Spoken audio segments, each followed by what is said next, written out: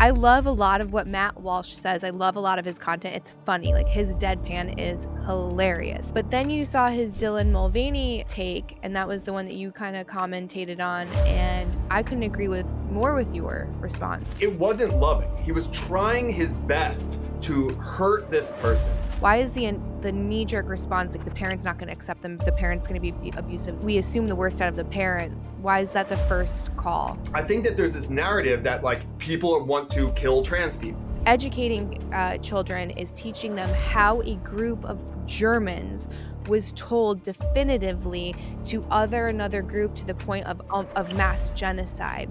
And then that's education, is understanding how all of these tiny little drops in a bucket can create something so atrocious. I think the education system, if you look at the history from like the Prussian army and like the Rockefeller stuff, it's an obedience model. You see everything that's happening with AI and how fast it's all developing. Imagine history class where you're able to kind of have AR, like an AR experience or a VR experience, and actually talk to Washington and actually like be a bystander on the lines of war. Who's gonna program it?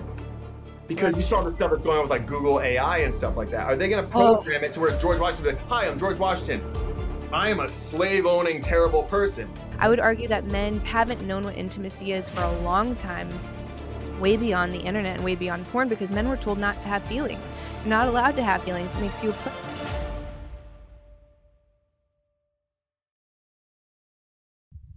Hello, everybody. You are listening or watching Chatting with Candice. I'm your host, Candace Horbacz. Before we jump into the episode, just a little bit of housekeeping for the podcast. If you want to support the podcast, you can go to chattingwithcandice.com.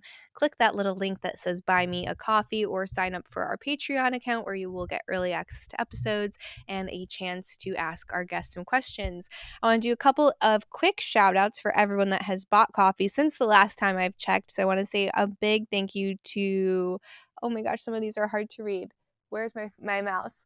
I'm just going to say Loaded, Mark K a couple of times, Billy, Chris M, and Rich. Thank you so much. All of that goes right back into the podcast. We actually are doing an in-person show in a couple of weeks, so you are helping me out with that immensely. Thank you, thank you, thank you. What else do we have?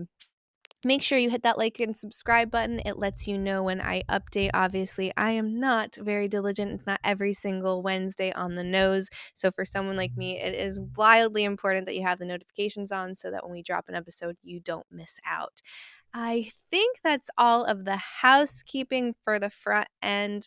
Our guest today is Will Reusch. We met on Instagram. He's an educator. He is a disruptor, and I'm so excited that we got to sit down for this conversation. I think it's worth listening to the end. It gets a little spicy. And it's cool because we have different lenses on a couple of topics, and I think it's a great example of how you can really be friends with someone and not agree on every single thing. And that is how really interesting friendships bloom and blossom and thrive. So without further ado, please help me welcome Will Reusch. Will, welcome to the podcast. It's great to have you. Do you like Will or William? Will works. Will. Yeah. Okay, I'll make a note of that for the intro. But yeah, I'm so glad we're finally doing this. Yeah, thank you for giving me like a chance to have this conversation. As we were just saying, like, I love having conversations with people that have different perspectives. And as if we can just talk about, the school system in any way, I'm here for it. So. I know. My team's like, you got to stop talking about schools and kids. Yeah. It's not what's catching. And we need to get you talking about relationships and sex. And of course that stuff pops off. But what is so ironic is I had this video go wildly viral, and it's me talking about parenting and like what to feed your kids. Yeah. It's at like almost 7 million views right now. I was like, see, follow your curiosity. No one can tell you what to talk about, because I think what resonates more than any topic is just authenticity. Yeah. And I mean, can't that all be kind of like, how do we do sex ed in schools? Is it done properly? Can we do it better? I think there's a way to link all the things that people are interested in. Why don't we do that at a younger age? All these Tim Ferriss, Joe Rogan, Chris Williamson, Lex Friedman podcasts, whatever, they're all like about education essentially, but no one's talking about the school system, which is supposed to be about education. So it just seems like a huge disconnect for me. Oh, well, I am in the thick of education right now. So my oldest is 4, so we're still I feel like I have this clock that says I have a year until we are really kinda getting into maybe kindergarten, and this is something to maybe ask you as well, which is there's this movement of delaying boys going to kindergarten specifically and how it's supposed to be really beneficial for them. So to hold off where you would typically do it at 5, you would actually have them do kindergarten at 6 instead. Um, because boys like develop later. Yeah, they develop later, and it gives them a chance to be they say, especially for the kids that might be on the younger side, that actually putting them towards more a leadership role because they'll be older is more beneficial for them, especially with sports and things like that.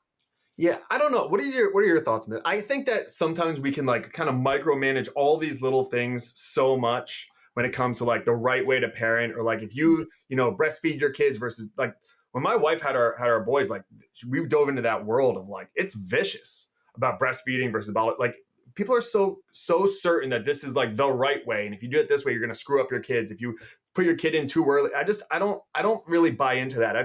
I've been teaching I've been in the classroom for like 18 years. So I've seen kids from all kinds of backgrounds who were, done, it was done terribly and done perfectly. And it doesn't necessarily like align up as easily as we wish it did, I guess is what I'm saying. Yeah, you want one causal factor. If I do this one thing perfectly, my kid is gonna be happy, healthy, successful, Yeah. all of the things, but there are so many things that develop character and success and resilience and grit, and not all of it, unfortunately, is in our control, or maybe fortunately, but there's this clip and this guy, it's this parenting, I think it's parenting advice, and he's sitting there saying it's like the blank slate theory, so nature versus nurture. And near the end of the conversation, he says, "So we kind of know now it is not a blank slate. It's about 50-50 Mhm. from the data that we have. So open up a bottle of wine, pour yourself a glass, and enjoy the best show on earth." Yeah.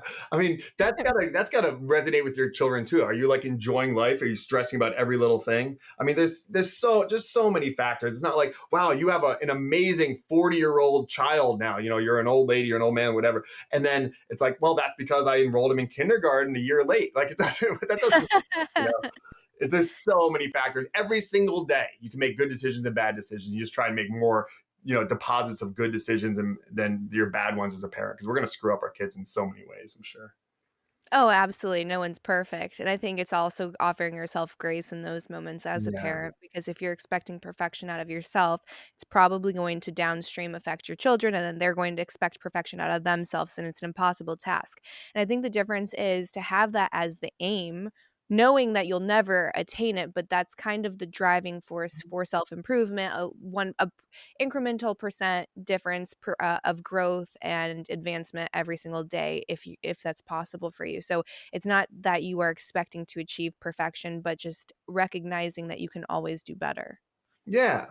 Yeah. I love the idea of an aim. You said an aim. Like, I know you talk about religion sometimes and things like that. Like I love the idea of like aiming for the ideal, but knowing that you're not going to achieve it. But at least you have a target that you can kind of work for, and you're constantly like, how do I be a better parent? How do I, nurture my kids more? Am I hugging them too much? Not enough? All of that kind of stuff. As long as you're just like conscious, that's a big thing that I try and do in my classroom is just have my students be conscious.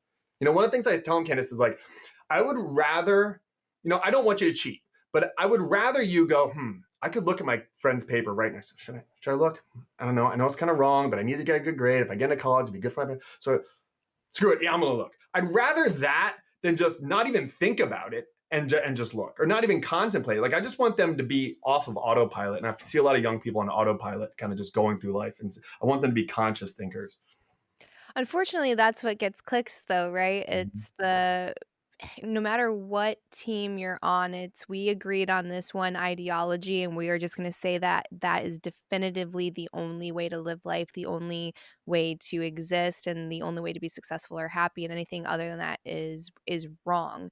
And we all want to belong, so we kind of just tend to go with these group identities.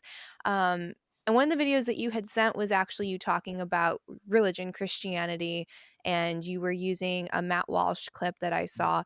And it's funny because I feel I love a lot of what Matt Walsh says. I love a lot of his content. It's funny. Like, his deadpan is hilarious. And he's definitely contributed, I think, a lot to opening people's eyes and how crazy some of the trans ideology is. With his, series that he did, or documentary that he did with Daily Wire, that What is a Woman? Mhm. Awesome and necessary. But then you saw his Dylan Mulvaney take, and that was the one that you kind of commentated on, and I couldn't agree with more with your response, because I'm sure you can imagine, I get a lot of the flack from certain communities, and that some of them are these really pious, holier than thou Christians, and they cast so many stones. I constantly feel like I'm in a modern day witch burning, and I can't help but see the hypocrisy, because I'm not a Christian. I believe in God. I'm a spiritual person, and people will laugh when you say spiritual, because that has gotten a bad rep as well. I don't think that you should be defining someone else's spiritual path or what they should believe, because if you are going to tell me that you are the only one that has God figured out, I immediately know that you're full of shit. But what I do know is that there are countless references in the Bible, in holy texts, that are saying you aren't supposed to judge. Going back to none of us are perfect. So I don't understand how these people can get on their high horse and sit there and make public judgments around other people and how they're living their lives, or in Matt Walsh's example with that video, just be cruel. Like, you can say a truth, and I think the truth is so important. I don't think that sugarcoating it is kindness or compassion. I think it's the opposite of those things. But I think when you use cruelty instead of what could be good judgment. I don't think even all judgment is bad. Like, judgment with the sense of improvement, self-betterment, trying to help someone recognize a wrongdoing, versus judgment to just dunk on somebody or be cruel or one up or prove a point. Yeah. I think the reason that bothered me is probably a similar thing to you, is like, he puts the label out there that he's a Christian speaker, he's a Christian person. And I like adopted Christianity pretty late in life. I mean, like a year and a half ago. I got like Oh, baptized wow. as an adult and stuff like that. It was a long process to get me there. But it's the biggest message. At one point in the Bible, they asked Jesus, like, which commandment's the most important one? He said, like, love your neighbor. Like, loving each other is the most important one. And what Matt Walsh does, I agree with you. I think it's important. I think there's a lot of stuff in trans ideology that's crazy. And I've had like 9 different transgender people on my podcast to talk to them, because I'm just curious. Mhm. Activists and like MAGA hat wearers and stuff like that who are all trans. But it wasn't loving. He was trying his best to hurt this person. And that upsets me way more than someone who's not like a believer, or who doesn't align with Christianity, doing that stuff. Because again, I talk about the ideal. Like, I like being a Christian just because I like having like an example. If I'm giving like a homework assignment to my students, I'm like, this is a project where you have to do a report on the War of 1812 or something, and it's like, this is last year's report. This is an A plus from the best student ever.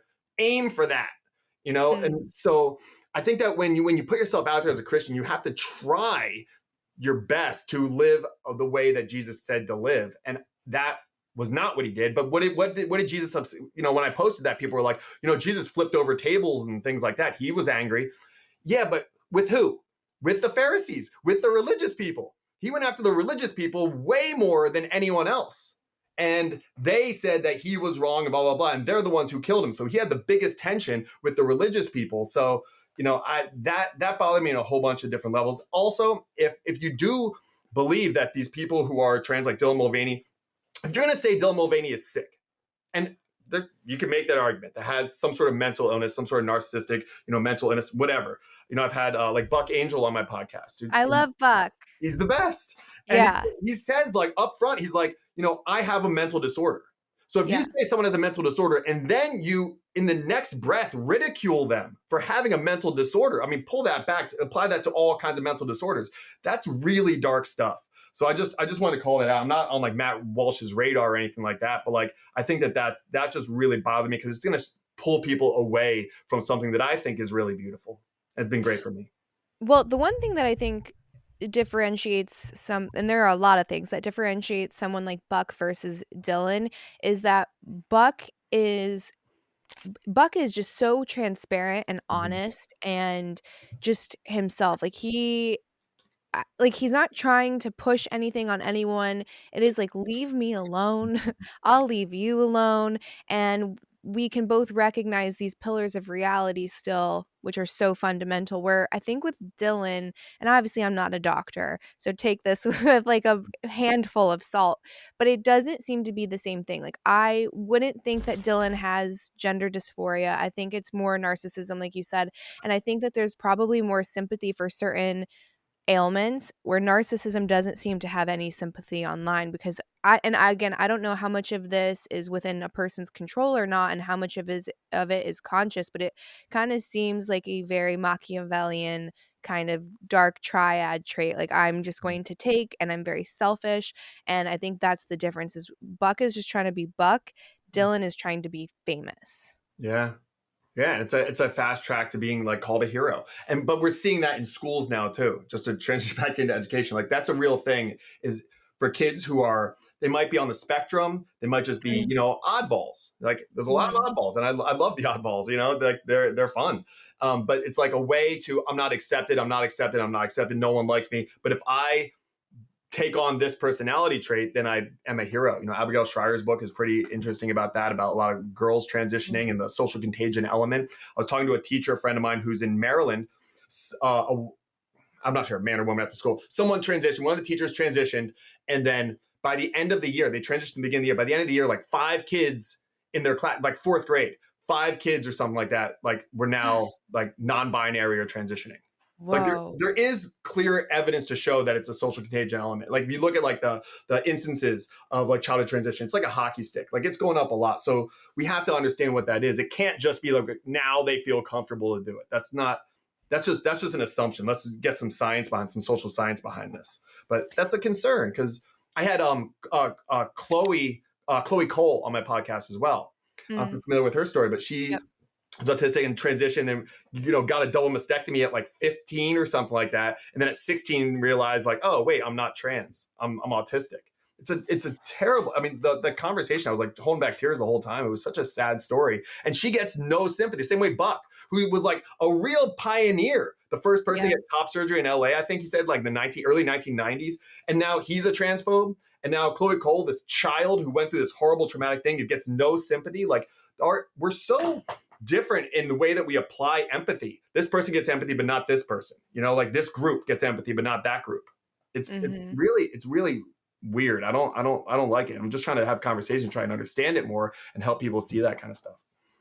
So is it really as bad as social media says it is in schools? Like, are kids first of all hearing this information, talking about gender as a spectrum, sex as a spectrum, you gender fluidity, so you can be male this day and female this Yeah. other day, kind of how Neil deGrasse Tyson talked about it.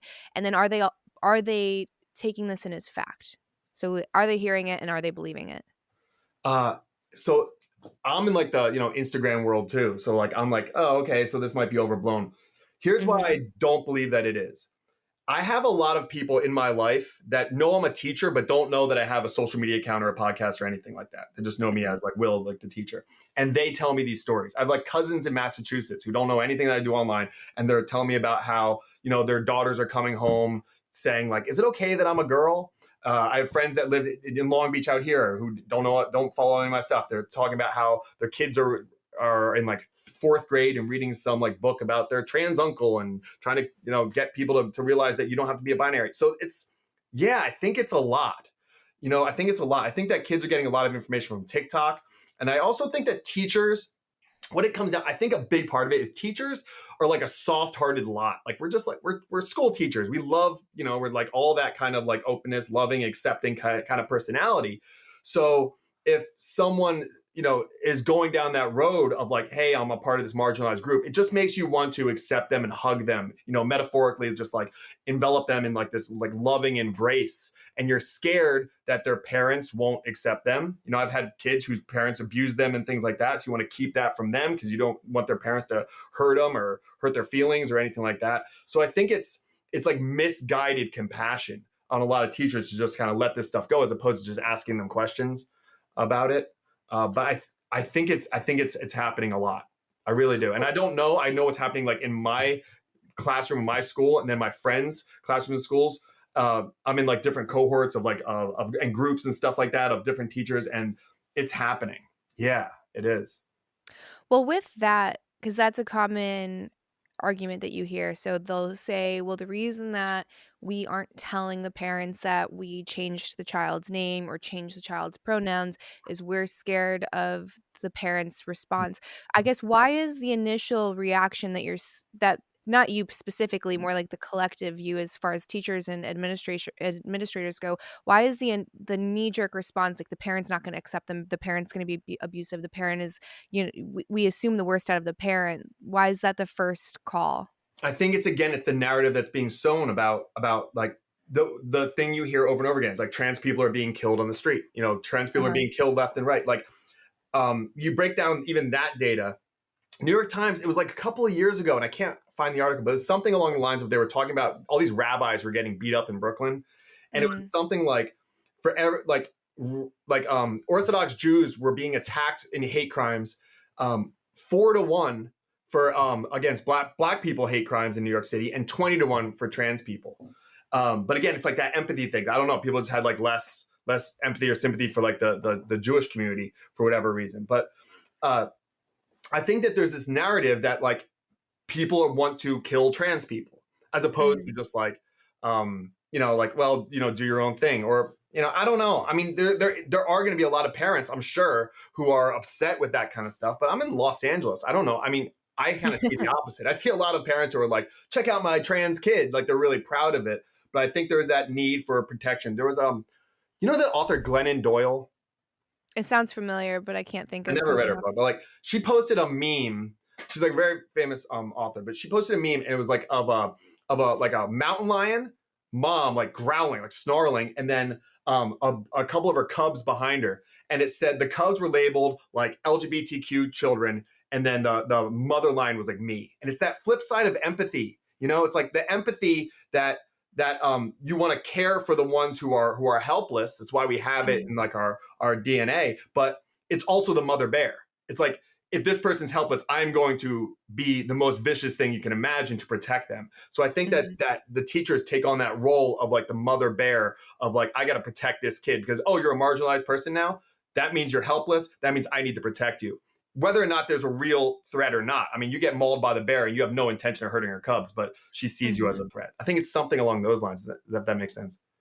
Yeah, and I guess to that, it's when do we start realizing that we're no longer in 1964? So we have Pride Month. There's a rainbow flag on everything, pretty much all summer now because it extends. I forget who was talking about it last summer. They're like, why was it Pride Month? Let's just make it the summer of Pride. And you have 30% of the high school aged children now identifying as something within that umbrella of the alphabet. So is it still marginalized? Because there was this I'm friends with Scott Barry Kaufman, and I don't know if you're familiar with his work. He is the biggest bleeding heart. He is such a sweet man, and he made this post of this high school kid, and I guess went by non-binary. And I don't know the circumstances. I didn't look into the story, Were they beat but up in the bathroom? yeah, got beat up in a bathroom and died. And so the way that Scott's tweet went was, just showing sympathy, compassion, sadness for this person, and kind of the way that it was interpreted by the internet was that he was saying the reason this person died was because of how they identified, and this person died in the bathroom. Well, I guess the cause of death isn't known, so we don't know yet. And I guess this person also started the fight. That's what's being alleged. I didn't look into the Mhm. story personally, but this is just through the comments. And someone else brought up the statistic. Well, if 30% of people are identifying as non-binary or trans or whatever the thing is, you can't automatically assume that the reason that the bullying is taking place is because of this anymore, because it is so prevalent. So at what point are we going to kind of recognize that culture is shifting and not necessarily put people into a victim category who maybe traditionally would have been there but doesn't really apply anymore? Yeah, it's a sad story, and it happens unfortunately like fairly often kids get beat up. Remember like 2 years ago, there was this whole push for like critical race theory about Mhm. like, is it being taught in schools? So the way, if I can explain this, like it'll take like a minute, but like critical race theory essentially is, starting law schools, essentially it's like these lenses that you put on to look at law to see, is there racism baked in the law that's not, overt. So I always use the war on drugs as a perfect example. So the war on drugs was started with, Nixon, and John Ehrlichman, who was his head advisor, said this is like a way for us to lock up black people and hippies and blah, blah, blah. So it's like Mhm. upfront. And then you look at the war on drugs, you look at the way that sentences are pushed down, you look at the even like Roland Fryer's work on how black people are pulled over more and harassed more and stopped more. You just look at stop and frisk statistics in New York, all that kind of stuff. So you look at like, okay, so a lot of black people are being incarcerated. That was how it was intended, but it's just the war on drugs. But that's a good example of like how if you look for racism in this area where it might not exist, you might find it. I think that it's useful. I was on like Fox News and they were like, this is all nonsense, right? I'm like, it's not nonsense. It's a useful tool, but then what you have to do is you put on these lenses and then you take them off and you do some real data analysis and social science to see, is that true? Michelle Obama, same way with this poor kid who was killed, but like Michelle Obama said, like she was in line with in a bakery and she had like a mask and sunglasses on or something, and a white man butted in front of her because that's what happens if you're a black woman in society. It's like maybe that guy's just an asshole. Like maybe he Yeah. just butts in front of people, but if you choose to see everything through this lens of racism or transphobia, then you're going to find it everywhere. Every time someone cuts you off, it's because you're a trans person. And you're just going to see all of these bad elements, it's racism and sexism and homophobia coming at you in all ways. That you can't live like that. You're going to see the world in such a dark way. Maybe this kid was beat up because they were, non-binary, but maybe not. But the headlines I saw on it was all like, Republicans are pushing this kind of stuff in Oklahoma. So it's like, let's blame it on the politicians, not even on the kids who beat up this kid. Not like it's just using this terribly tragic story as like a political tool. And that stuff really is annoying because we don't know. Mhm. Yeah. Yeah, we don't know. And if I was a parent and I'm sending my kid to be taken care of by essentially by the government, right? Because it's a public Yeah. school and by Yeah. adults, I'd expect my kid to come home safe, sound, without a scratch or some crazy trauma that they just went through. And the amount of bullying that happens is just insane. And it's inexcusable, but I don't understand. I don't know, like, how is this how is this happening? You have adults that are supposed to be watching the kids and being able to intervene early, hopefully, and not to punish. I think this is where a lot of people get it wrong. Mhm. It's we are so focused on punishment, and I think it's interesting because you could kinda tie it back to puritanical roots, right? So when the Puritans first kinda settled here, virtually all of the laws that were established, the very first laws of the land, were to punish, quote, sinners. So it was anyone who wasn't a fanatic. And obviously, most people, if not all people, were religious back then. There was a difference between the Puritans and the Christians. The Christians did not like the Puritans. The Puritans did not like the Christians because they thought the Puritans were like out of their minds. But the Puritans were the ones that established the law.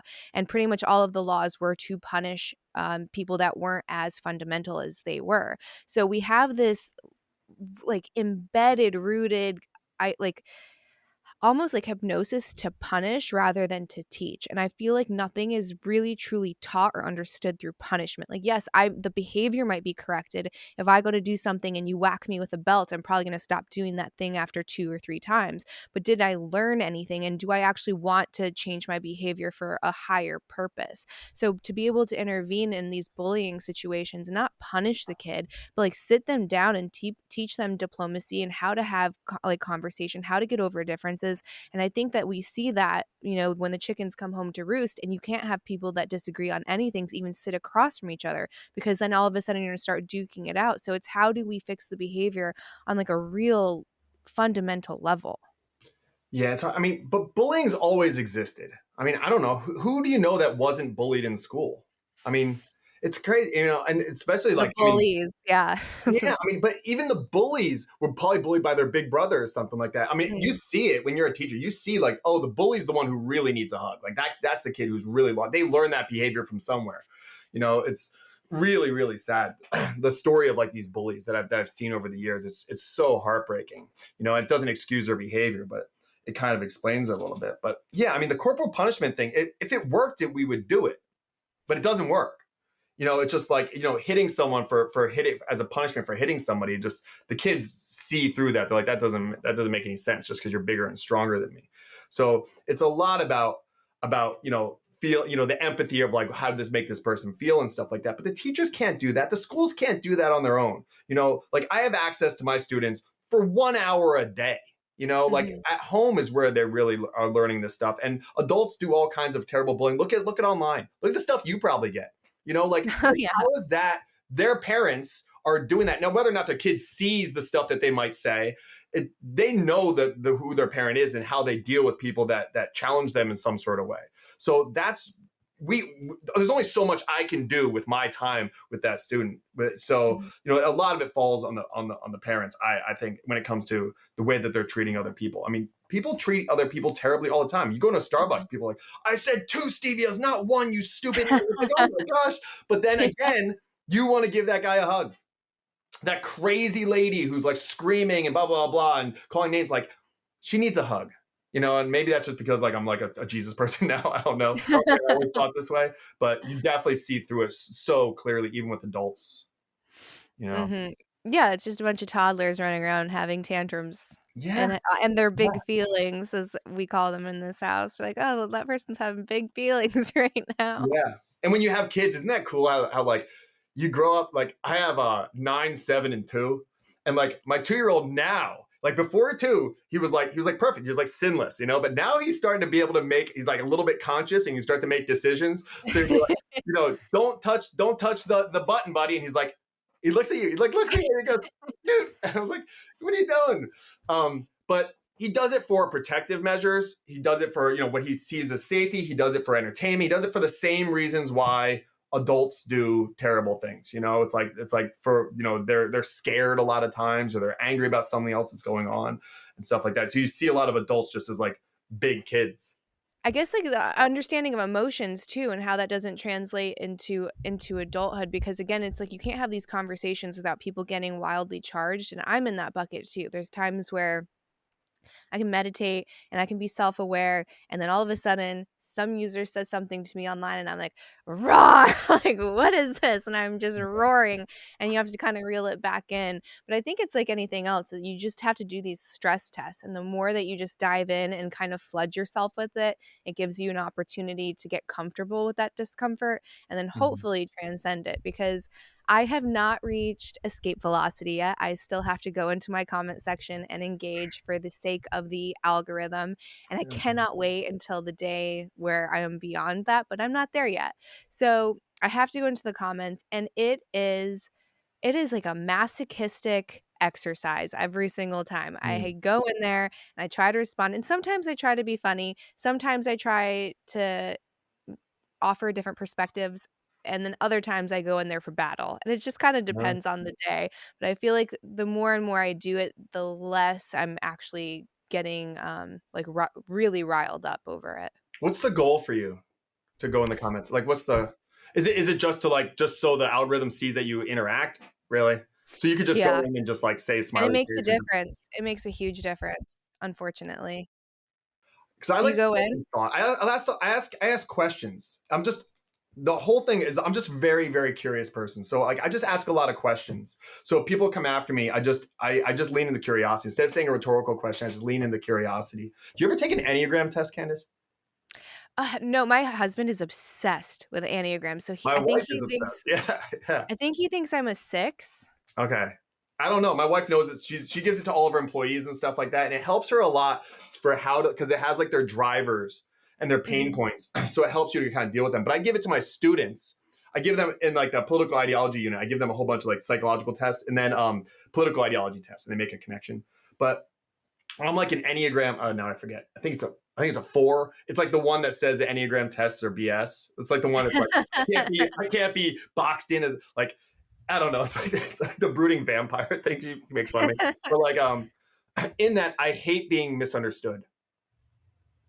It's like I really don't like when people say like you're not actually trying to be curious. You're not actually trying to have conversations. You're just trying to push your agenda. I'm like online. It might be a bot, but I'm like, no, I really do. Come on. No, I send videos to people. One of the things I do, this is such a time suck too. I have like 3 kids and like 2 jobs. Like I don't know what but I make like I get on my phone. I go, hi. I'm Will. I'm a real person. I might have like my kid with me or something like that. Like, I'm sorry if what I said hurt you or offend you, or you think I'm so dangerous to be. I shouldn't be around kids. Like, do you want to have a conversation with me? Let's jump on Instagram Live. You can reveal to 1,000 people or 5,000 people, whatever it is, how dangerous I am and how terrible I am. Because I think it's probably a misunderstanding. So why don't we have a conversation about it? I've done that a lot, like hundreds of times, and I get like one out of every like 50 or 75 people like take me up on it, but most of them don't. Most of them are thrown off. They're like, "Oh, I didn't expect you to respond." You probably get Yeah, that I too. get that Like, once in a "Oh, while. sorry." I was just Yeah, trying to, like, I didn't really mean put it it. out there to get some sort of reaction back. They're looking for a human interaction. I think they're looking for a human touch. Yeah, that is sad. But again, that's not my business, that's not my responsibility, and there's this Mark Andreessen quote that he's said on a couple podcasts, which is, "There's no orphans after 21." So, yes, you could have had the worst upbringing, life could have been dealt to you like the shittiest hand, but at some point, personal accountability is the only answer. So, when we talk about, the bullies, they need a hug, and you see that crazy lady at Starbucks like, berating a barista, she needs a hug. Sure, while all of that might be true, there's no orphans after 21, so get it together. Yeah. You know what I mean? And there is and I part of that I think is compassion. I think compassion can be that really sharp knife and that powerful blow. It doesn't necessarily need to be softness. And I think what we have right now is so much softness. It's only the hug, and it's not recognizing what could be said as evil, malice, mistreatment, whatever. It's like you can't approach everything with love or with softness, because I think Mm. again, like, to conflate the two. We were watching Einstein yesterday on Netflix. Have you seen it? Mm. It's really short, definitely worth a watch. Yeah. So everything that he says in the movie is something that he has said in real life or written down. So there's nothing added, which Oh, is cool. really a cool way to do a movie. And there's this one part of the line where he says, like, brute force can only be met with brute force. There is no other option. And he is a self-proclaimed militant pacifist. But he says when it comes to someone trying to take over the world, because he's talking about Hitler and Yeah. Nazi Germany, there is only one solution. And this is coming from someone who was very against any kind of violence. And I thought that was a really interesting quote. Yeah. I don't know. I gotta. It's like, how do you get people to hear the hard truth though? Like, I think they're so closed off to it that you have to find some sort of shared value. You have to find some sort of you have to see people the way they wish to be seen or something along those lines. Like Candace Owens, I'm not a fan of hers, but like if I would sit down with Candace Owens and I wanted her to really hear what I have to say, which is like my message to her would be something like your approach isn't, is like losing people that you want to try and get or something along those lines. I want to Mhm. identify her as like, you're someone who is, who is bringing, black people out of the Democratic Party and thinking that they have to go along this way, blah, blah. You identify her the way that she wants to be seen. So she goes, "Oh yeah, like that is who I am. Yeah, like you're a pioneer for the black community. You're going to help them, blah, blah, blah. Yeah, yeah." And then you give her like, in teaching, if the kids be like doing something bad, you got to call the parents. You give them what they call like a shit sandwich. So you give them like, your kid's great. They work really hard. They're a great athlete. And then you tell them what you actually want to tell them. And then you finish it up with like, they're going to have a great future, blah, blah, blah. So I think that I agree with you that we have to be able to tell the truth, but I think there's grace and truth. There has to be a loving element to it. Otherwise it's going to come off like Matt Walsh. And I don't think Matt Walsh I think he's just preaching to the choir. He's just going right after his base as opposed to trying to bring people out of this very dangerous ideology. And that's why I think that the approach is sometimes more effective to like actually sit down and have a conversation. Why doesn't he sit down with Dylan Mulvaney, invite Dylan Mulvaney over for a lunch and have 3 hours of conversation? Who are you? Where did you come from? Like, take some time to get to know these people that you think are so terrible. I think it's a better approach. I think it's the only way that you're really gonna change hearts and minds. But I don't know. Well, that's with giving them the benefit that that's the aim. So, the capture can happen anywhere, you know what I mean? And so for some people, I think the goal is to approach things with curiosity, learn, also provide whatever it is that you might be able to offer, different kinds of insight. And then there's other people that just want to be heard and be right and preach to a base. And those are two different things. So if you're going to be really polarizing and just being kind of a jerk online, you're not winning hearts and minds. To me, that says that's not really the aim. You just are trying to prove that you know something definitively. And Mhm. those are different things. So I think what a lot of those people are doing, it's not to instill change or to really create a movement. I think it's just to be right. I agree with you. And that's also in my world of education. That's why I'm going into it, trying to do something different, is because I think teachers the same way. I know I'm right. I am right. I'm the teacher. I'm the sage on the stage. I'm the person who went to school for this stuff. I have a PhD or whatever it is. So Mhm. I'm right. You can't tell me otherwise.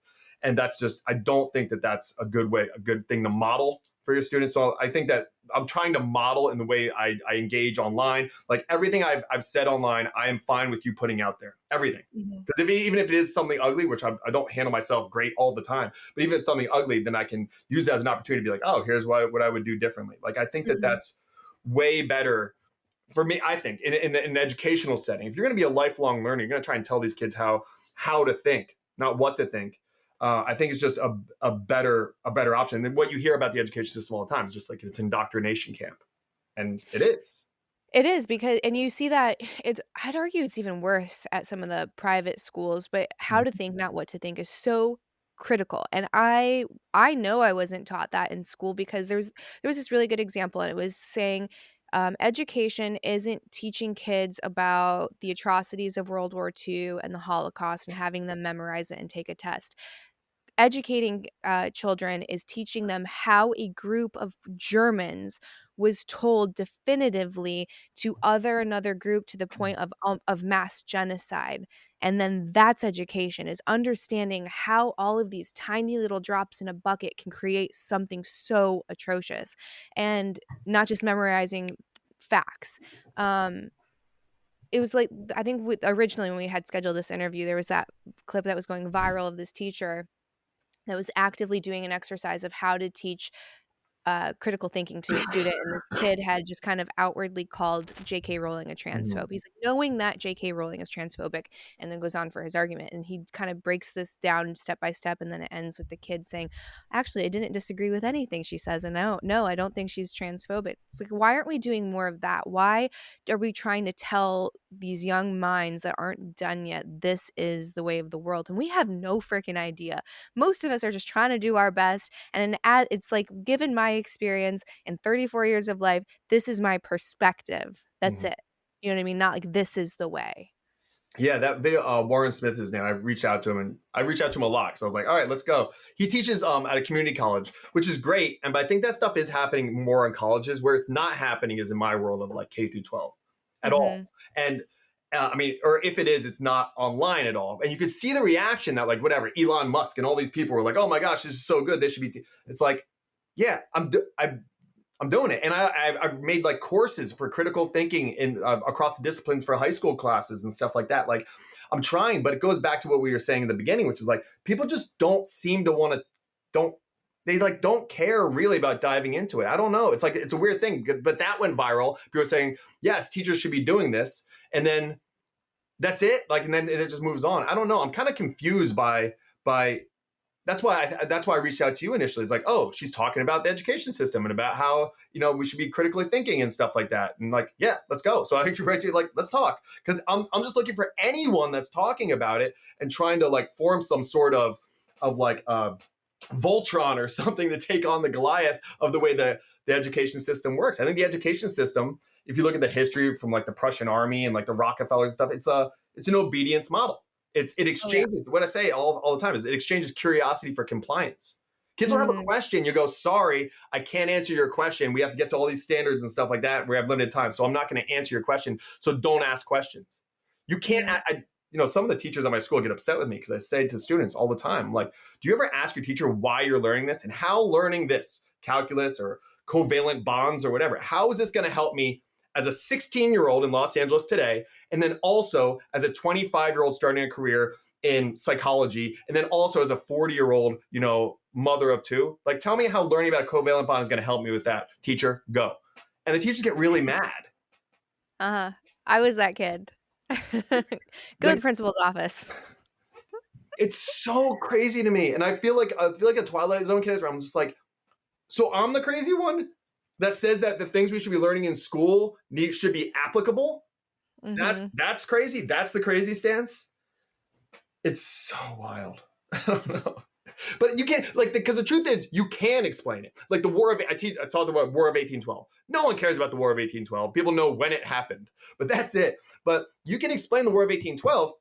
It was like Revolutionary War Part 2, and I explain it in like in a term like this, like you just had a fist fight with a kid and you lost, even though you should have won, but you slipped on a banana peel or something like that. And he won. Now he's being braggadocious about it. But now you have to sit next to each other in class, and it's October, and you got to stay next to each other in class until June. And you're stewing, and he's braggadocious, and you're like, it's going to get on again. That's what the War of 1812 was. So even if you win, don't think that the conflict is over. You got to really resolve it. That's a useful tool. But that's not what War of 1812 is taught. They're like, they burned down the White House. Andrew Jackson was a war hero, and it happened in these forts. It's like, I don't know. I don't care about that stuff. Well, I think all of education is going to have no choice but to change. I mean, you see everything that's happening with AI and how fast it's all developing. Imagine history class where you're able to kind of have AR, like an AR experience or a VR experience, and actually talk to Washington and actually like be a bystander on the lines of war. It's going to be really immersive, and I think, and then that'll probably be beneficial to a lot of people, assuming that they have access to the technology. I guess that is. Who's going to program it? Because you That's saw true. the stuff that's going on with like Google AI and stuff like that. Are they going to Oh, program it to where George Washington will be like, hi, I'm George Washington.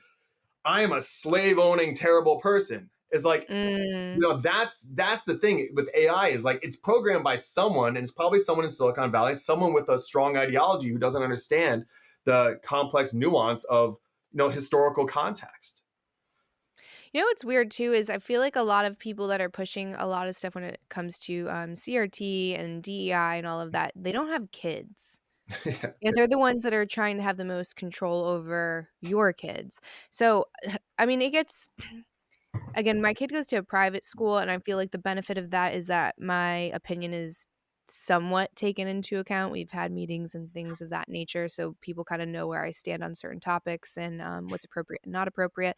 But even then, it's still wildly limited.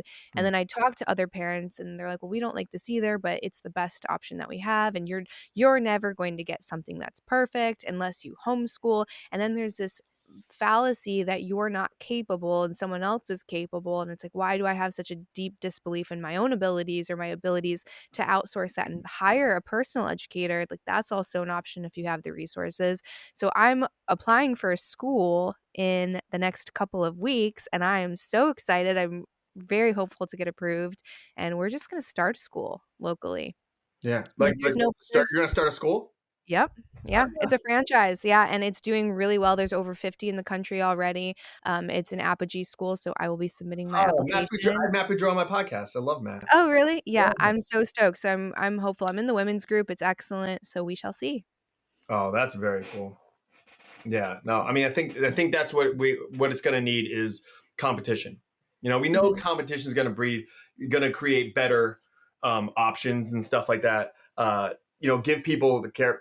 The problem with that, so there's so many problems trying to solve within this like thing and work it out. Is it's the parents who care enough to like it's not what you're doing is not easy.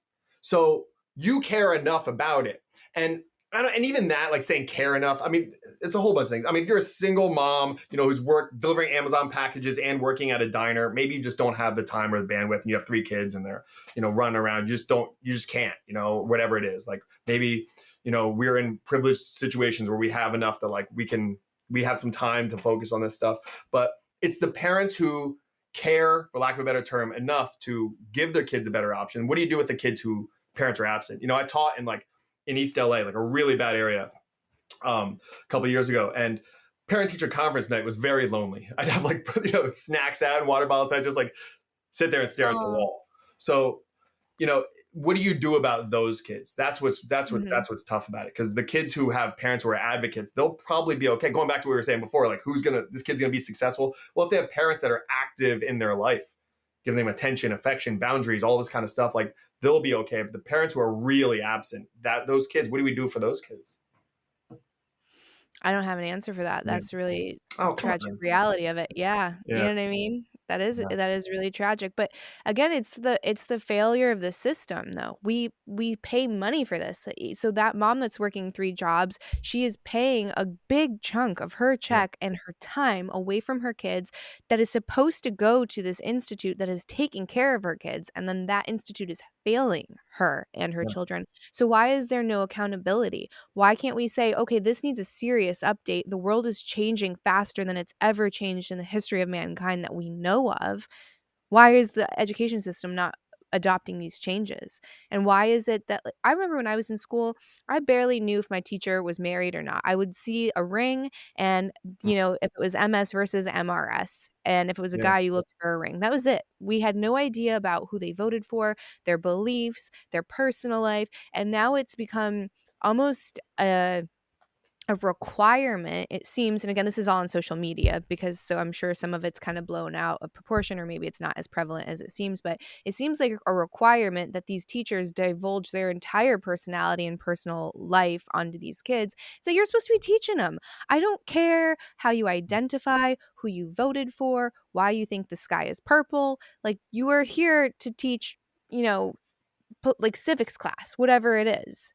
Yeah. I mean, there's a movement. A guy I've had conversation with, Corey DeAndros, is like this movement of like funding kids, not schools. So go back to that single mom, is she gets it could be a lot. It could be like $7,000 or more, like to just back cash that she has to use for like essentially vouchers. But she could do a whole bunch of different things for that. Buy online classes, get them into like a private school or something like that. I think there's something to this. There's like an argument in like the reparations kind of conversation too, of if you give like baby bonds to like kids who are like, not just black kids, but like kids from like, poor neighborhoods, if you give them like a government chunk of money that they can't get access to until they're 18, the idea of a financial literacy class, maybe they'll pay attention to it. Because if you give a financial literacy class to a kid who has the lights turned off every couple of weeks in their house and doesn't have food in their refrigerator, it's like, it's not applicable. I don't have money. I don't need to know how to handle it. But if I know I'm getting money when I'm 18, then maybe I'll be more aware of it. So if you know you're going to be getting this cash that you have to spend on education,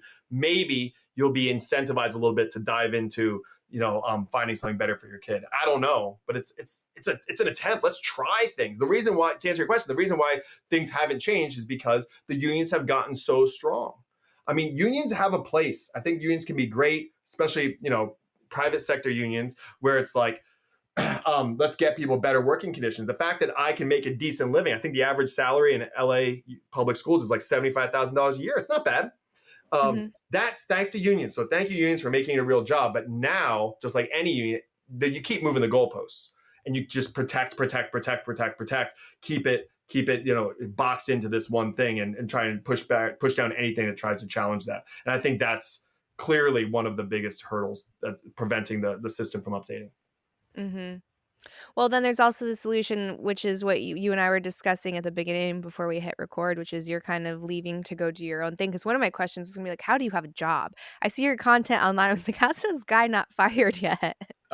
Yeah, so that's funny. So two things. One is my wife. She's like awesome. She's a brilliant entrepreneur. She works really, really hard. She's a business owner, so she makes more money than I do. So that takes the financial burden off. And we're not wealthy, but like she makes like enough to be like, if I would lose my job, we'll be okay until I get another one, type of thing. But then also, I left public school when I started to see the writing on the walls with these culture wars, like right before, like as like the Trump thing was like building up. And I went to a modern Orthodox Jewish school. I'm not Jewish. I taught in public school. I taught in the hood. I went to this modern Orthodox Jewish school. And there's something in like the Orthodox Jewish community that's like really focused on education and viewpoint diversity. It's like this thing, like old rabbis just argue all the time around the Shabbat table. Like they just like, hey, nothing's off limits when it comes to what are we going to talk about. And because of that, they've allowed it. So I've put stuff out there a lot, and people find out where I work. I don't talk about it, but people find out where I work. They send letters that you employ a racist, sexist, homophobic, anti-Semite, whatever it is, and they Mm. just crumble it up and say, keep doing what you're doing, because the kids like me, the parents like me, the administration likes me. So I'm like in this like kind of protected bubble. I don't get poison ivy. It's weird. I don't get poison ivy, right? So I got plugged in my computer. I didn't know that was a thing. I didn't know that was an option. Yeah, so I don't get poison ivy. So when I was a kid and the football would go in the poison ivy, they'd all be like, all right, Reusch, go in there and get the poison ivy. So I'm a little bit immune. So I think that there are teachers, and I've talked to them, there are teachers that agree with me on this stuff. There are. But they don't have the kind of privilege that I do of being at the school that I'm at, being in the financial situation that I'm at. So they can't. So they come to me and they tell me, like, thank you so much for saying this. You're going to be the mouthpiece for me. Here's a story that I'm going through that I wish I could say, but I can't. Can you say it? So that's kind of how I'm able to do this. So I'm very lucky to be in that situation. So I'm going to use it, to try and bring awareness about what's happening in schools. Oh, that's brilliant. I think that's the great thing too about all of these podcasts that are popping up. People get really annoyed or offended, and maybe that's just my feed, but people are like, they're giving anyone a podcast now. When my thing was going viral, I was like, first of all, no one gave me anything. I created this opportunity for myself. Second of all, it does have an impact. So there are people that can't share stories for whatever reason, and then you can kind of be the mouthpiece for that. And then also, if you're someone who is a curious learner and you learned something that week or that month and you want to share it with your audience, they might not have heard it. So all of these things have a downstream effect, and I think it's all important. Yeah, like that's just like that David Goggins thing. Like haters, you're never gonna find a hater who's doing better than you. Like, Mm-hmm. yeah, what do you care if I'm start like, especially if you have a good why. What's your why for doing your podcast? Mine is about like education and trying to bring viewpoint to diversity and stuff. So it's not about really like likes and follows. It's not. It's about like pushing this idea. I want to fix education. I'm looking left, looking right. The reason I reached out to Warren Smith, I was like, is he a high school teacher that's actually doing this and can do it? Like, I'll just get behind him. I'll shut down my podcast. I'll shut down everything. I'll just be like, I'll help you, buddy. But no one else that I see is really doing what I'm doing. So I was like, all right, so I got to do it. But what's your why for putting up with all this? That's a good question. And honestly, some days I really ask myself this. I sit by myself, usually in my closet because it's the only place that's soundproofed in this house. I have two boys. And I will sit there and I'll ruminate and I'll meditate. And I'm like, why am I putting myself through this? Because it is a lot. Why am I putting my Yeah. family through this? Because it is a lot. And one of my reasons, because I think there's a lot of them, it's to try to influence curiosity, to try to present curiosity. And I say this a lot, it's curiosity without a conclusion. So I feel like we conclude so much. We think we know everything. Everything is closed ended. And I don't think that most things are that way. There's so many different perspectives. There's so many possibilities. And if we approach things with a learner's attitude instead of I've got this figured out, then what a different place it would be.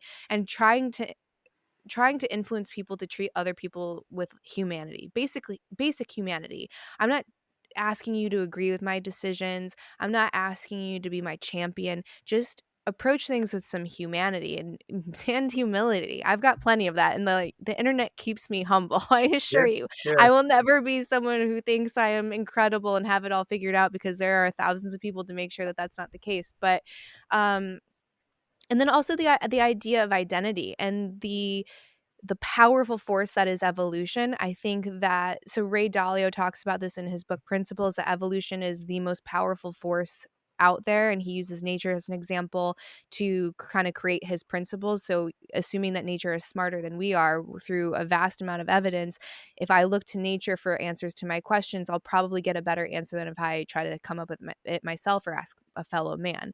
So evolution is one of the most powerful, if not the most powerful driver. If that's true, then someone like me should be allowed to evolve. And it's something I want to do. And one of the Mhm. gifts of being in a previous taboo industry, which is the adult industry, is you evolve or you die. And that's the rule in nature. And I am just really faced with that in a very black and white situation. So it's, I can evolve, and I have to do it like against the current, because so many people don't want you to. It's like you made this decision and it's permanent, and you're forever a bad person. You're forever not worthy of a perspective and an opinion.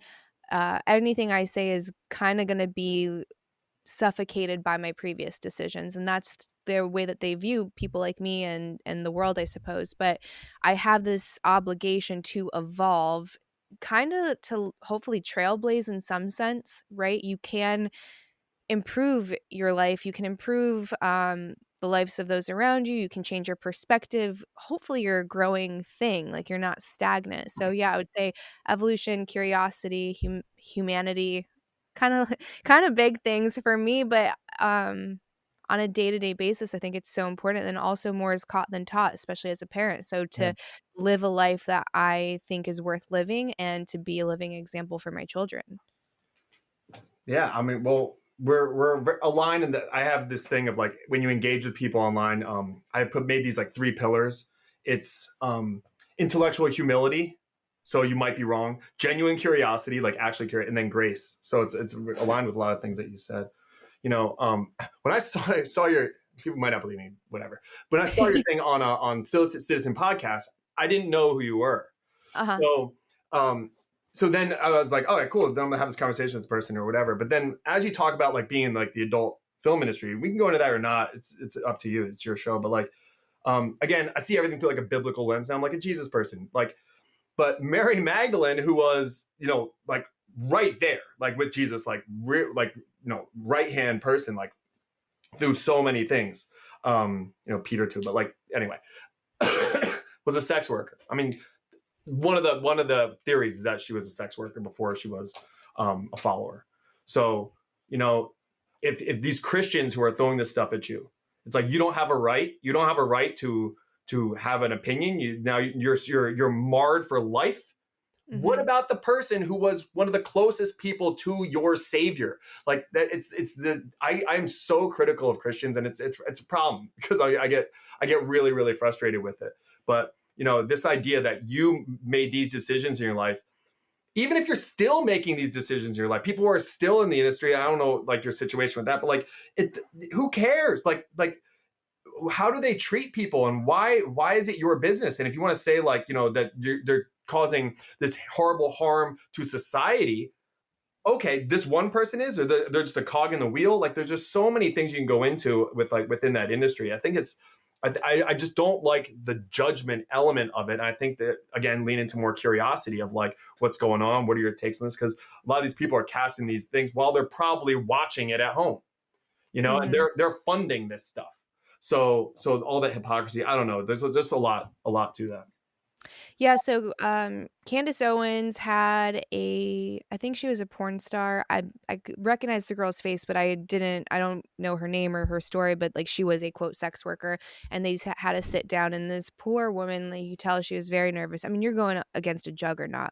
I have my disagreements with Candace Owens, but I mean, she is as sharp as they come, and she knows her stuff, and she's a professional, right? And she didn't get to where she is because she's a dummy. So you were going against Goliath. So this girl was nervous, rightfully so, and was trying to prepare and had been studying the Bible, which I think is so respectful that she's trying to understand Candace's position and approach the conversation with both where she thought it was going to kind of go. And Candace is kind of sitting there smugly, and she's like, I wasn't going to even bring up the Bible because I would assume that you haven't studied it. Like, I was like, oh my gosh, this is like, what is the point of this? And this woman is trying to bring up Mary Magdalene, which is an interesting thing because it is pretty much perpetuated that she was a sex worker. So it's like, it's not to accept the quote sin or the act, but it's hate the sin, love the sinner, that kind of mentality. So yeah, you can hate what I do. You can call it sinful if that's your perspective, but the whole point is to love the sinner. And that's kind of what was supposed to be absorbed from Jesus's teaching, and that's a clear example of how it's not. And she was on the Whatever podcast, and she was talking to this young girl who's obviously young and dumb. We're all young and dumb. That you're supposed to make mistakes so that you can learn. You learn from your mistakes. You don't learn from your successes. You learn very little from success except for this is awesome and this feels good and I want more of it. You learn a lot from mistakes. So you're supposed to be young and dumb for a period of your life. And Candace is going, toe to toe with this girl who does not stand a chance, right? Like me, even now, I wouldn't stand a chance. She's brilliant. Me at 21, I'd be floundering. And she's like, I'm just so curious about whole life. And I'm like, what are you doing to this girl? Like, is this necessary? Is that absolutely necessary? You know who was curious about whole life? Was Jesus. right? His and Jelly Roll has this great clip from a podcast he did. He's like, "Jesus would have been coming in on a Harley. What are you talking about?" You know, he was the man of the people and a man of the misfits, and no one is below redemption, and I think that's what's getting lost. Yeah, there's two quotes I really love. One is C.S. Lewis. He said, "The church is a hospital for sinners, not a museum for saints."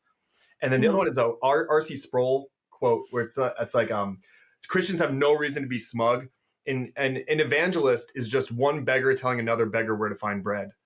I love that stuff. Like that's the even like when I say I'm a Christian, it gives me like icky feelings about the thing that is the most important thing in my life because it's so associated with that kind of judgmental elements of people, and I just I think they're missing the boat. And I'm new to this stuff. I haven't been like studying the Bible my whole life at all or anything like that. But I think I get the big picture. That's what I do with my history classes and stuff like that. My civics classes, I look at big picture. I look at big patterns.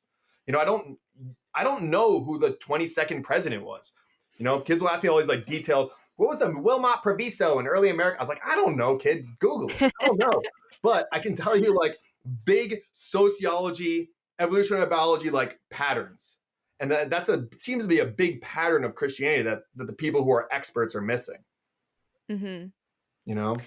Yeah, and I think especially when it comes to a lot of these religions. So, are you familiar with like the popular male archetypes? You have the warrior, the magician, the king, and the lover. Okay. Yeah, Oh, that makes sense. Okay. oh, let me see if I can find this book really quick, so I can reference it.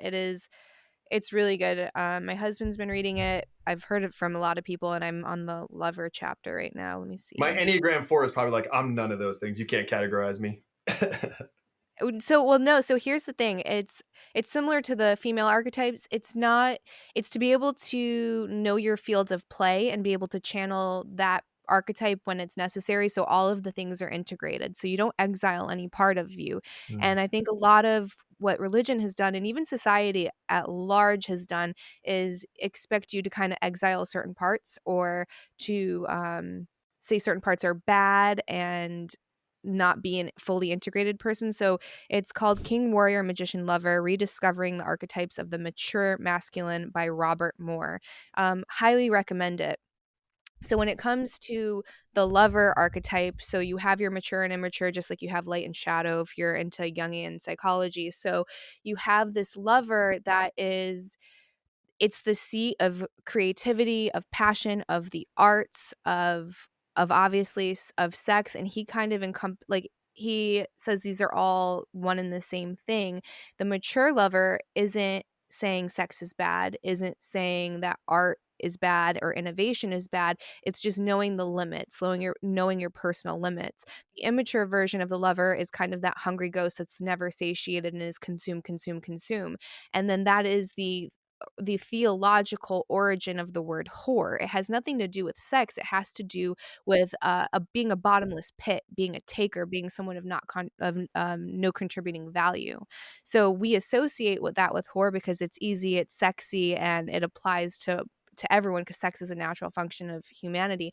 But when it comes to porn specifically, why I'm so focused on the lover chapter, it's I see this exiling of sexuality. So instead of saying, how can I integrate this in a healthy way? How can I control my compulsions? How can I have a healthy relationship with what is a fundamental human need? You cast it away entirely and say all of it's shameful or sinful. And I tend to be the scapegoat of that, and people like me tend to be the scapegoat of that. So you have the idea and the origin story of what is a scapegoat. Well, you would have the priest come in, and you would have the two goats, and one goat would be told. Both goats, I think, were told all of the sins of the community, and one was slayed. And the other one was sent out into the woods. And it was thought that by sending this goat into the woods, there was this demonic creature that would then kind of take this goat and in that would cure the community of the sins. So it's not transcending, it's your scapegoating people like me and the industry at whole instead of saying, okay, how can I integrate my own sexuality and come up with rules for me, my home, my relationship? And instead, it's no, this entire thing is wrong, evil, immoral, and you are the reason for the crumbling of society and social Yeah. mores as we know it. So they slay you, they kill you to kind of like try and right that Well, wrong. I feel like it depends on the person. Some people are trying to do basically a virtual witch burning, and then other people are demanding I go into exile, which is why it's so triggering that I have a podcast. They're like, you shouldn't be out here. You should kind of take your loss. You've done something unforgivable, and you belong in the woods with the rest of the dark things. Wow. Yeah, I don't know. I can't imagine what the kind of stuff you get. Why isn't this stuff should be taught in school, right, Candace? Like this, like these different archetypes, the Enneagram, whatever, the Myers Briggs. Like I can't tell you how many students, they're seniors or they're juniors or something like that, and I'm talking to them of like, what do you want to do next year? I don't know. College? Oh, what do you want to major in? I don't know. Well, what do you like to do? I don't know. You don't know what you like to do? No. Mhm. Well, what did you do last Wednesday? Watched Netflix. What did you watch? I don't know. Would you have a favorite show? Like the kids aren't they're just constantly consuming things, consuming media and things like that. And they're not contemplating, who they are, who they want to be. They're not thinking about that kind of stuff nearly enough. And I think that would be a great thing to add in schools. But they say, well, there's an opportunity cost. If you're doing that, then you can't teach them, physics. You can't teach them algebra. It's like, yeah, maybe you can't, but they'll learn algebra. You can learn algebra. If you have a reason to learn algebra, you can learn it pretty quick. Like I Mhm. don't know how to do certain things with like plumbing, but as soon as the pipe bursts, I'm figuring it out pretty quick. Like people are resilient in that way, but what we're not teaching them is really this self-discovery of who they are. There's a lot of people who go out there and they don't know who they are, which is another problem with that is then you're not going to see your blind spots about why are you lashing out at the barista at Starbucks or some woman online who has a podcast because they're not even Mhm. aware of themselves and what their trigger points are and things like that. Yeah, and I think I also represent someone who didn't get what I was told I was supposed to, which is punishment and a failed life Yeah. and Oh, you're isolation happy? and You're married? yeah. You have kids? You live a nice suburban life or something? Like, Yeah. no. Well, Yeah. because we teachers say, like, if you do this, then you're going to be a loser. So don't do that because you're going to be a loser. Like, Chris Rock says, like, keep your girl off the pole. Like, yeah, but maybe that's not the case all the time. It's like, is it the ideal? Maybe not. But again, like you said, like people from abused households become great. It's not that hurt people. I think maybe for children, little children, like if there's a 4-year-old who's really terrible, it's probably because he was hurt. But like for adults, that's not true. Hurt people hurt, but some hurt people help people. It all depends on how you deal with it. So I Mm. don't buy that at all. Yeah, and it puts me in a weird position because I'm not an outwardly outspoken person to promote the industry at all. My advice off like almost all of the time to anyone is don't do it. It is the cost of doing it is massive. Even if you figure it out, even if you financially figure it out and you somehow end up on the other side better than you got in, it is still a massive cost and it's not easy to deal with those ramifications, and your family has to deal with it, and then your kids are gonna have to deal with it, and it's no joke. It's no joke at all. Um, but I also am really grateful that I did do it. Like, I wouldn't take it back. Yeah. So it sounds hypocritical, but for me, it's a really weird thing that I still kinda grapple with because everyone's like, "If you had a daughter, would you want her to do it?" Absolutely not. And that's the honest answer. Absolutely not. I wouldn't want her to do that. But I also don't wanna be the type of parent that's controlling my kid. So I'm gonna love my kid no matter what. I'm going to support decisions as long as they're not inflicting harm on others or themselves. And if you it's it's a hard thing. It's if you have a tree that's gonna grow up to be an oak tree, no matter what you do, it's not gonna produce apples. So I just feel like that was part of my path for that time in my life, and it wasn't easy, and right now dealing with it isn't easy, but the amount of freedom that I've gotten and, like, the type of life that I'm able to live, the person that I've become because of those trials and tribulations and continue to be, it's all part it's supposed to be. Yeah, It's you just wouldn't supposed have to been be. that person. Like Mhm. I drank a lot in my teenage years and stuff, like a lot, like I partied a lot. And it's like, would you want your kids to do that? It's like, no, but I like where I'm at now. I have a very blessed life, and I don't know if I would have been here and developed the way that I am if I wouldn't have had that. So it's so hard. Like that's why regret is so tricky. Like to really go back there. Can I ask you another question about Yeah, sure. um, I had a woman who was a former stripper on my Mhm. podcast because it was like the the whole thing is like viewpoint diversity. So it's like the taboo world of stripping. And she was saying that a lot of people, it's like the ones who get through it okay, they know the deal more. They like can compartmentalize it. They see it for like what it is this way as opposed to other people see it this way. Some people just like, is there like a way that you can frame it when you're for like the girls that are in it in that world? Like you can frame it if you think about it in these terms, you're more likely to come out of it like more yourself or come out of it ahead as opposed to like being like crushed by it. So, yeah, it's probably going to be oversimplified, but for me, one of my rules while I was filming was I was never going to do something strictly for money. I would have to actually be okay with the act. And I think that's so important. I think there's a lot of performers that get paid more to do more extreme things. They get more bookings the more extreme that they are. And then you also go get more views. So it seems like you're promised more success if you have no boundaries and you're just willing to do whatever is presented to you when you show up on set. Mm. And when I saw those performers, I got in kind of old actually. I got in when I was like 20 or 21. A lot of girls get in right at 18. Those couple years, boy, do they make a difference. I'm a big advocate of raising the age to 21, even 20. It's too young. It's too imagine getting in at 18 right now, and it's so easy because now all you have to do is sign up for an OnlyFans account. Like, you don't the way that I did it was the last of the old school. I had to find a company online. I had to look them up. I had to find their contact. I had to send in pictures of my ID. I had to talk to someone at booking. I had to fly down to Florida. There were so many steps before I did my first scene. And I was older, so I was able to kind of figure it all out on my own. But imagine being 18 and just signing up for an account, making that decision now, and then 5 years go by and you're like, "Shit, what did I do?" And the internet is forever. At least right now, the internet is forever. And there's nothing that you can do, and then that decision is going to kinda cascade and have a permanent stain on your persona for the rest of your life, Yeah. theoretically. 18's Um, young. Like is that like connected with some sort of pedophilia slant? It must be because I teach 18-year-old girls. They they obviously look like, I frame it in a they way look that they're my young. students, but they still are. They're children. Yeah. They're really young. And even It's like their bodies aren't fully developed. Like it's like this, I don't know, it feels yeah. really creepy to me. Some men like younger women, and that's kind of always existed. I think That there's makes polls sense. Younger makes sense, but not, when I say well, I should you know. say under 18 Yeah. kids, adolescents, young adults, well, I guess not adults, young people. So, uh, they did this poll and it went really viral. It was on Australian men, I think, and maybe it was done in Australia or New Zealand, but they did this study and it was something like 1 in 6 men had a physical attraction to 13 and under. And I had this psychologist on and we were talking about it, and the statistics are crazy. If anyone's listening to this, check out the Alex Psych podcast because we get into, like, the exact specs, and I don't have them in front of me. It was an alarming amount of men that were attracted to and acted on.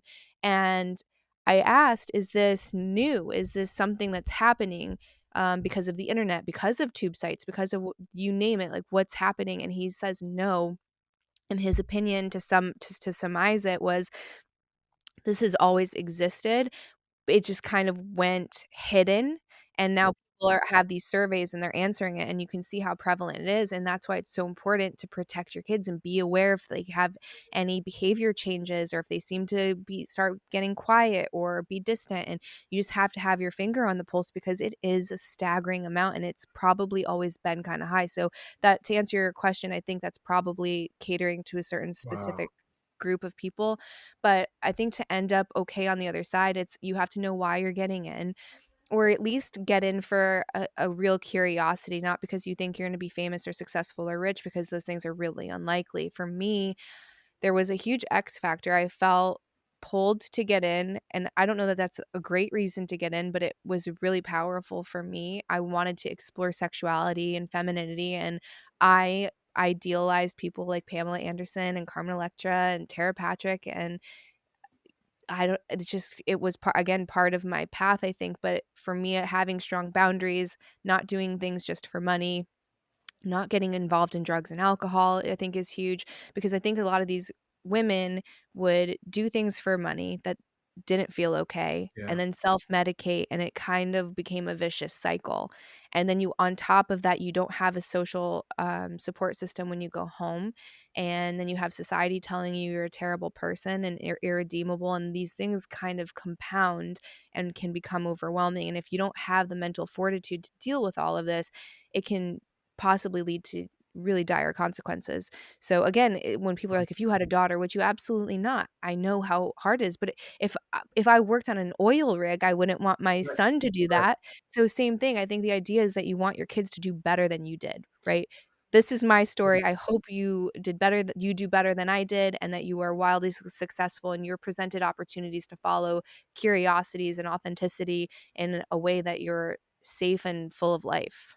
Yeah, but that's the rub though, right? Like you seem really cool, Candace. Like, would you be this way if you didn't go through that? Like, I went through a lot of hardship. I was sick when I was older and I had all these crazy things. Like, I went, so you want your kid to have an easy, beautiful life, but you want them to be awesome adults. And most of the awesome adults you know went through all kinds of crazy trauma and hardship. So, like, that's the tough thing about raising kids is like, you know that if you bubble wrap it and everything's good, that they're going to be, like weirdos or not have a lot of substance. I made a video about porn being dangerous because what I see in high school and with a lot of boys and stuff like that. Was Mhm. there anything on that you felt like I was lacking nuance? I'm sure there is. Like anything that you think is lacking nuance or shows my ignorance in this issue. Do you remember what it was? I don't remember the exact content, like, the whole thing, but I remember feeling like it was very causal, like, the statement was very causal, that porn is the reason Mhm. that maybe attention spans are low, or maybe that, like, the way, they're approaching sex and relationship is different, and that the way that they might be treating women, young women, is different, because there are studies that do show that people that watch more pornography, don't recognize consent the same way as people that watch less. So I'm not saying that they're committing assault by any means, but I'm saying usually there's nonverbal communication that will say, "I'm okay with this, I'm not okay with this," or too much in some Mhm. level, and they're not recognizing that nonverbal cue. But that translates beyond porn. So they've done this study, and it's just screen time in general. So if they're spending that time on Instagram or TikTok the same amount that they are on porn sites, presumably that nonverbal communication would also be just as difficult for them to read. And then you have the conversation of consent and what is supposed to be safe consensual sex as well. And I don't think, well, I know that that's not the job of the porn industry, that's the job of the parents. And this goes back to sex ed as well. And it's, should it be taught, how much should be taught, and what is the job of the educators, because this is a discussion for home. But also on the flip side, there are societal ramifications if a kid isn't taught these things. So then school does have some kind of obligation to make sure that the basics are taught, because if you're a 16-year-old girl and you get pregnant, that is going to affect her and her baby and then the grandbabies. Like, that has a really big, powerful impact on not only her, but her lineage and the community at whole if that becomes a problem. So, yes, I think sex ed should be taught. I think the parents need to be n- in the know as to what is being taught and be okay with it, and just be able to pull their kid out if they don't want to and say, "I'm gonna Yeah. supply my own education at the house." But also, parents need to get rid of their own shame around that conversation, because why is that an embarrassing topic? So this I goes didn't get back a to sex talk. integration, right? I didn't get If sex talk. My you wife didn't get a sex talk. you didn't get one No, no, by your school or your no. I parents? got one by my school. No, by my parents. Okay. It was uncomfortable. I get it, but like we already gave my 9-year-old talk. Like I don't, because we don't want there to be like a taboo around it. But yeah, the sex ed. You know who Esther Perel is, right? Love Esther, yeah. So great, and she talks about the importance of intimacy, and that's the way Mhm. sex ed is taught, like plumbing. She says, which is so good. It's like this goes in here. It's like that's what you don't need, but that's what shows up a lot in porn too. I mean, I don't know, like, but maybe there's different like the kind of pornography that like women watch compared to men watch or something like that. But like Mhm. something about intimacy seems to be lacking in that too. So it becomes this like just like this like act as opposed to some sort of like emotional bond. And I worry about that for young people who are trying to go out there and just like why not have sex? Like and, and it does promote like this. I don't know if pornography does it nearly as much as even like the show Friends. High schoolers love Friends, which is weird because it started like 10 years before they were born. But like you know, Monica goes out on 2 dates and then she has sex with a guy, and then Joey sees a cute girl and they have sex. It's just like this casual sex thing.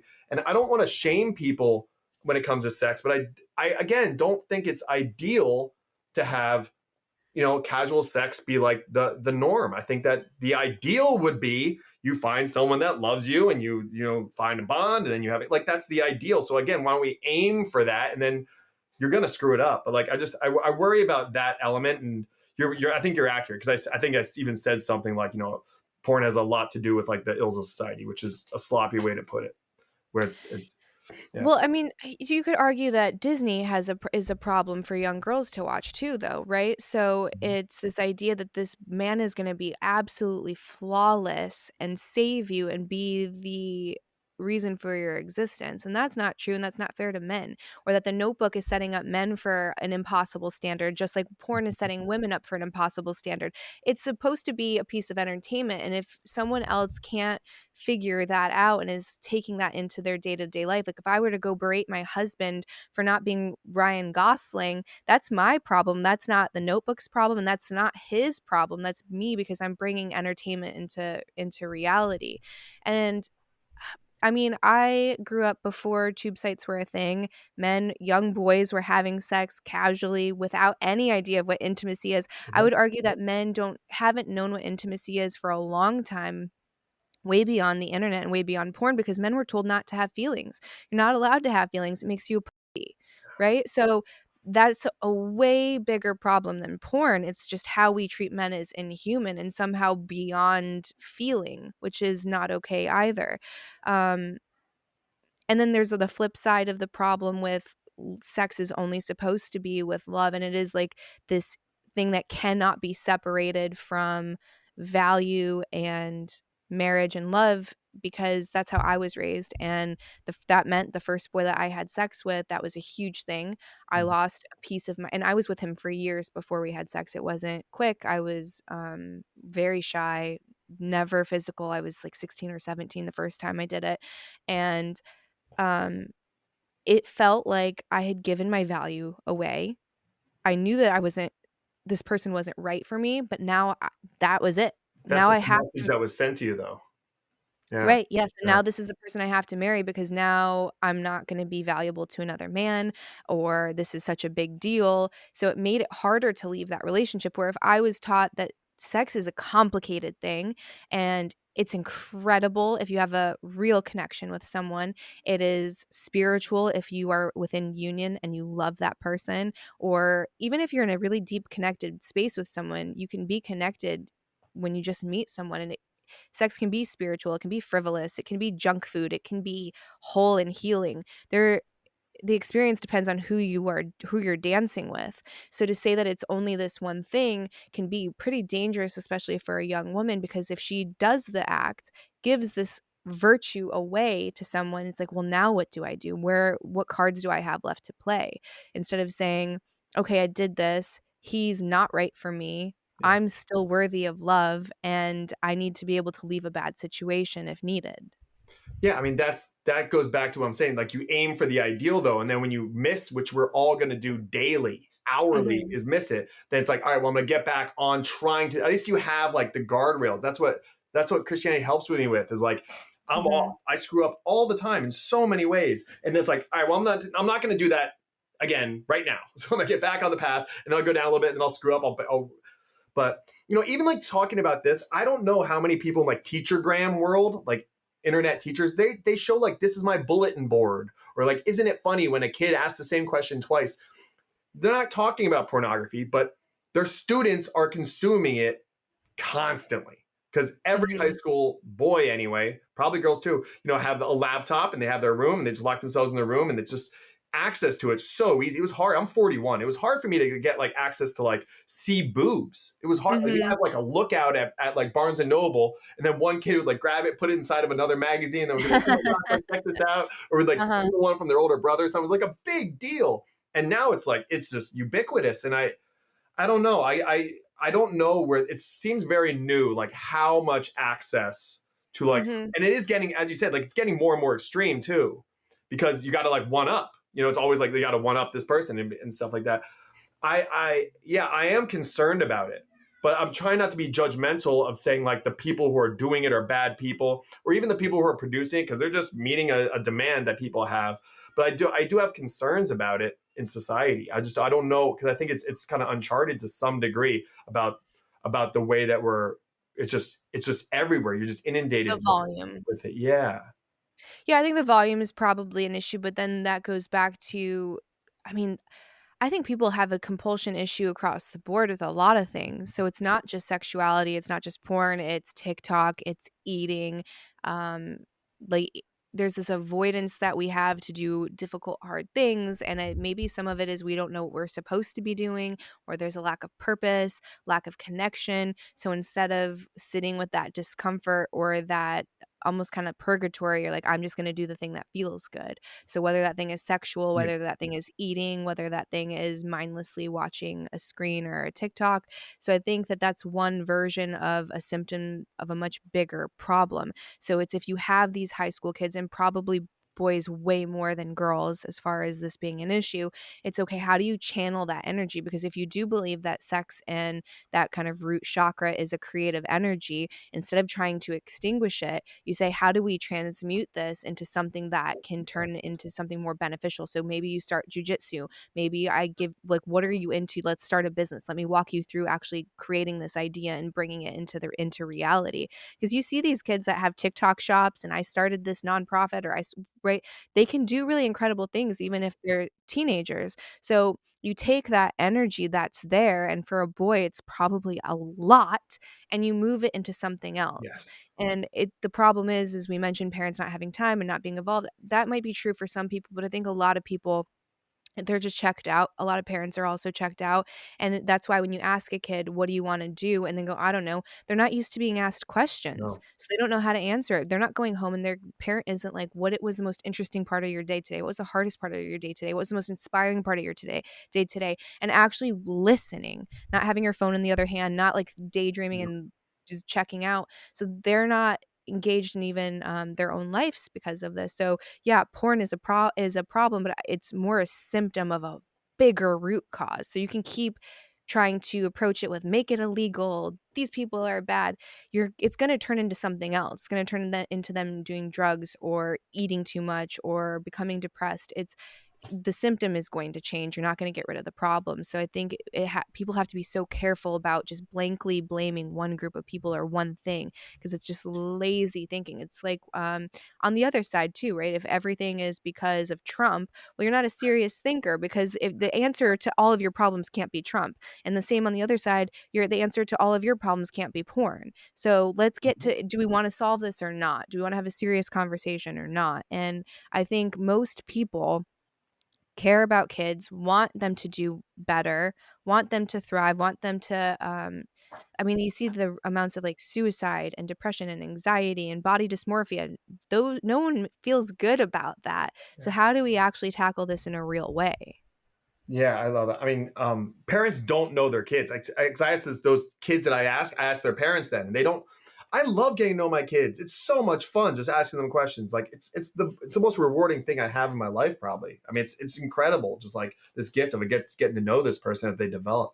But the cheap, short term dopamine hits, yeah, and it Mhm. goes for food and stuff like that. And I talk about food and stuff like that a lot too. I guess where I think sex is different is, and this makes you sound like a real conservative, but it's like it's designed to create life, and I worry about the act that's designed. Life seems like a really precious, important thing. So to take that frivolously, like, yes, I know that we have abortion, we have birth control and stuff like that, but like I don't.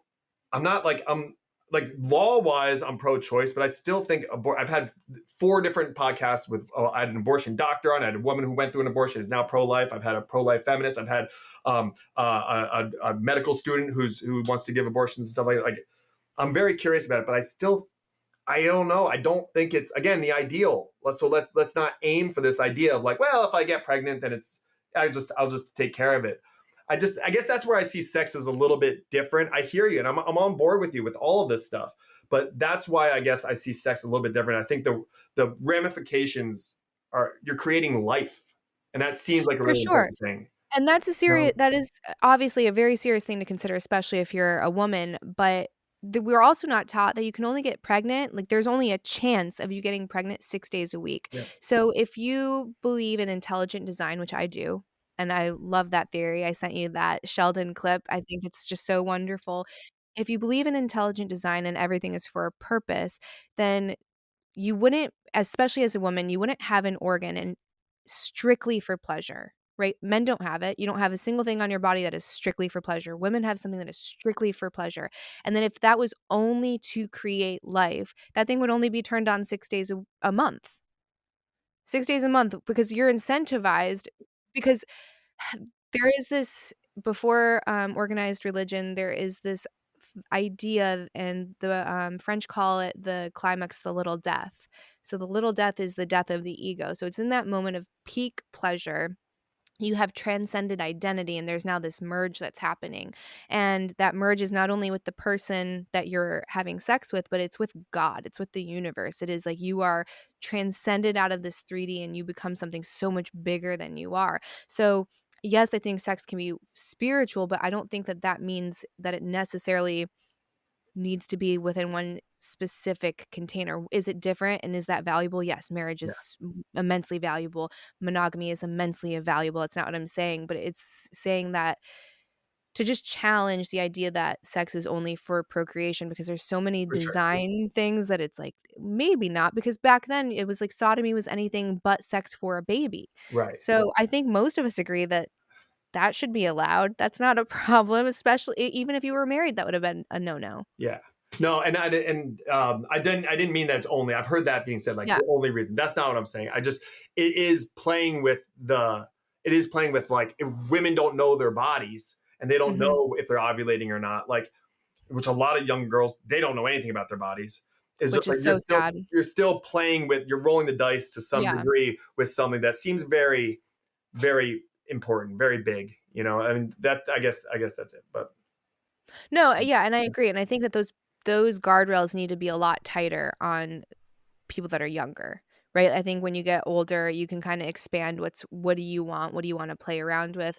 But I think when you're young, you don't have the capabilities to understand the full gravity of any of those decisions, so it should be taken seriously. But I'm talking more like college, post-college, that kinda thing. I think those rules are very different. I mean, in high school, it's terrifying. It's terrifying to think about, yeah. yeah, girls don't know their own bodies. Guys don't. I mean, there are kids, and I've taught kids who will not talk about sex with their partner, but they'll have sex with their partner.